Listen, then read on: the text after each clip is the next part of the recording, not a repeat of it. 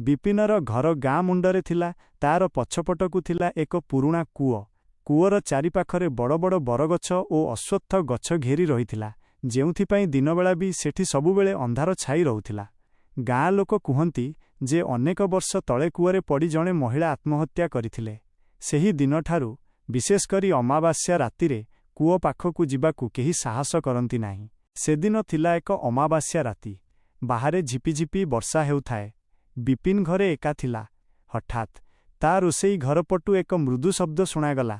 ଶବ୍ଦଟି ଏମିତି ଥିଲା ଯେମିତି କିଏ ଓଦା ଲୁଗା ଧୋଉଛି, ତା ସହିତ କେହି ଜଣେ କାନ୍ଦୁଥିବାର ବି ଶୁଣାଗଲା। ବିପିନ ଭୟରେ ଥରିବାକୁ ଲାଗିଲା। ସେ ଜାଣିଥିଲା କି କୂଅ ପାଖରେ ଏମିତି ଶବ୍ଦ ଶୁଭିବା ଅଶୁଭ ସଂକେତ। ସାହସ ଜୁଟାଇ ସେ ଧୀରେ ଧୀରେ ଝରକା ପାଖକୁ ଗଲା। ଝରକା କବାଟର ଫାଙ୍କ ଦେଇ ସେ ବାହାରକୁ ଚାହିଁଲା। ବର୍ଷା ଓ ଅନ୍ଧାର ଯୋଗୁଁ କିଛି ସ୍ପଷ୍ଟ ଦେଖାଯାଉ ନଥିଲା, କିନ୍ତୁ କୂଅ ମୁଣ୍ଡରେ ଗୋଟିଏ ଧଳା ଶାଢ଼ୀ ପିନ୍ଧିଥିବା ଆକୃତି ଦେଖାଗଲା, ଯିଏ ନଇପଡ଼ି କୂଅ ଭିତରକୁ ଚାହିଁଛି ଏବଂ ଅସ୍ପଷ୍ଟ ଭାବରେ କିଛି ଗୁଣୁଗୁଣୁ ହେଉଛି। ବିପିନର ଦେହ ଶୀତେଇଗଲା।